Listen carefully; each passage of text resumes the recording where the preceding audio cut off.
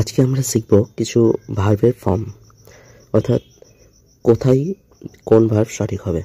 প্রথমে আমরা দেখব অ্যামিজারের ব্যবহার। 1 নম্বর প্রশ্ন দেখো, my father dash a doctor. My father এর পরে ইজ হবে নাকি আর হবে? তো মাই ফাদার মনে রাখবে, মাই ফাদার বলতে এখানে কয়জনকে বোঝাচ্ছে? অবশ্যই ফাদার একজন আছে, একজন থাকলে মনে রাখবে সবসময় ইজ বসবে। তাহলে my father is a doctor. দ্বিতীয় প্রশ্ন আসো, মাই মাদার ড্যাশ ওয়েল।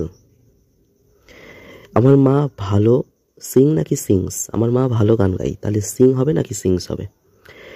দেখো মনে রাখবে যখনই ভার্ব, এগুলো হচ্ছে অ্যাকশন ভার্ব, সিং, তারপরে ওয়াক, তারপরে ডু, এগুলো হচ্ছে অ্যাকশন ভার্ব। যখনই অ্যাকশন ভার্ব বসবে তখন তাদের, এবং যখন এটা প্রেজেন্ট টেন্সে থাকবে তখন তাদের সাথে এস বা ইএস লাগাতে হয়।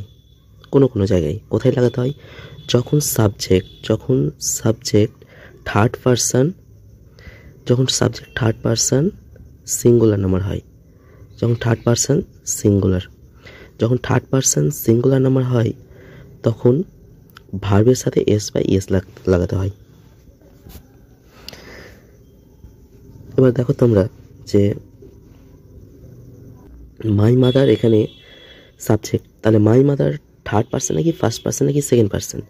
তখন মাদার এখানে কোন একটা নাউন, আর মনে রাখবে যখনই নাউন হয় তখন সেটা হয় থার্ড পারসন। এবার দেখবো থার্ড পারসন হলো মাদার। এবার থার্ড পারসন সিঙ্গুলার নাকি plural?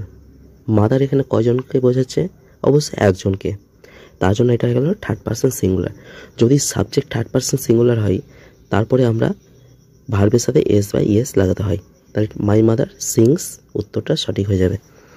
My mother sings well, আমার মা ভালো গান গায়। তারপরে সেম একই টাইপের কোশ্চিন, স্টুডেন্টস ড্যাশ হেয়ার। ছাত্ররা এখানে খেলে। তারপরে দেখো স্টুডেন্টস এখানে সাবজেক্ট, স্টুডেন্টস, আচ্ছা মনে রাখবে এটা সেন্টেন্স হচ্ছে present indefinite tense. Present indefinite টেন্সে ভার্বের সাথে এস বা ইএস লাগাতে হয় কোনো কোনো জায়গায়। তো কোথায় লাগাতে হয়? একটু আগে বললাম থার্ড পারসন সিঙ্গুলার নাম্বার হলে। স্টুডেন্টস দেখো, স্টুডেন্টস নাউন, তাহলে এটা থার্ড পারসন, কিন্তু দেখো স্টুডেন্টের সাথে এস লাগা আছে, তার মানে এটা প্লুরাল ফর্মে আছে। তাহলে স্টুডেন্টস হলো third person plural. Third person plural হলে আমাদের এস বা ইএস লাগানোর দরকার নেই ভার্বের সাথে, তার জন্য স্টুডেন্টস প্লে হয়ে যাবে। Students play here. তারপরে চলে আসো 4 নম্বর কোশ্চিন, ইট হ্যাভ 200 কয়েন্স। তাহলে এবার বলো ইটের পর হ্যাজ নাকি হ্যাভ বসবে? এটারও নিয়ম মনে রাখবে, হ্যাজ বা হ্যাভ বসানোর সাবজেক্ট যদি থার্ড পারসন সিঙ্গুলার হয় তারপরে হ্যাজ বসবে, এবং প্লুরাল হলে হ্যাভ বসবে। সাবজেক্ট যদি থার্ড পারসন সিঙ্গুলার হয় তাহলে হ্যাজ, এবং প্লুরাল হলে হ্যাভ। এবার এখানে আমরা দেখব যে সাবজেক্ট থার্ড পারসন সিঙ্গুলার কিনা। ইট, অবশ্যই এটা থার্ড পারসন, এবং ইট এখানে একজনকেই বোঝাচ্ছে, তাহলে ইট থার্ড পারসন সিঙ্গুলার, তার জন্য এরপরে আমরা হ্যাজ বসাবো। It has 200 coins. তারপর 5 নম্বর কোশ্চিন আসো, Amartya is R M in class 8। Amartya class 8-এ। এখানে আমরা দেখবো অমর্ত্যের পর কি বসবে, ইজ আর নাকি এম। এটা খুবই সহজ, তোমরা পারবে। যে অমর্ত্য একজনকে বোঝাচ্ছে তার জন্য অবশ্যই ইজ হওয়া দরকার। অমর্ত্য একজনের নাম, তার জন্য ইজ হবে। তারপর দেখো the book is are on the table. The book এখানে কয়টি বই আছে? একটি বই, তার জন্য হয়ে যাবে is. The book is on the table. The sun science নাকি সাইন বাই ডে। সূর্য দিনে আলো দেয় বা কিরণ দেয়, তাহলে সাইন্স হবে নাকি সাইন হবে? এবার দেখো সানটা কি? সান হচ্ছে থার্ড পারসন সিঙ্গুলার, একটা সান, তার জন্য থার্ড পারসন সিঙ্গুলার যদি হয় তাহলে ভার্বের সাথে এস বাই এস লাগাতে হয়, তার জন্য আমরা সাইন না বসিয়ে সাইন্স করব। The sun shines by day. তারপরে দেখো rice and curry is are my favourite.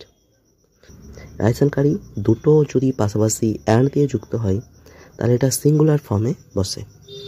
অর্থাৎ রাইস অ্যান্ড কারি সিঙ্গুলার আমাদের মনে করতে হবে। তার জন্য এরপরে আমরা ইজ বসাবো। Rice and curry is my favourite. তারপরে দেখো ম্যাথামেটিক্স ইজ নাকি আর মাই ফেভারিট, ইজ হবে নাকি আর হবে।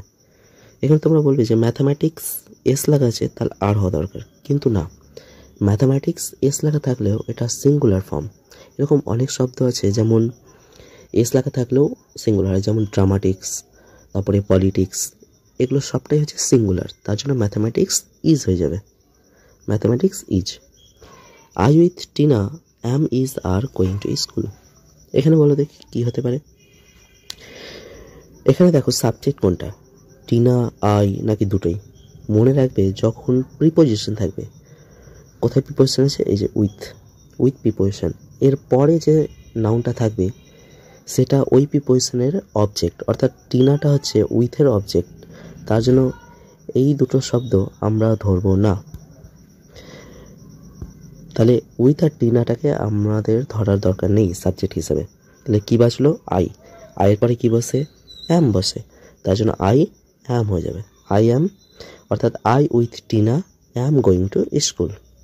তারপরে দেখো দ্য নিউজ ইজ অবলিকার ট্রু, কী হবে, যেরকম এর আগে ম্যাথামেটিক্স ছিল সেরকম এখানেও news singular noun, news singular noun, তার জন্য নিউজ, তাহলে the news is, the news is true, the news is true.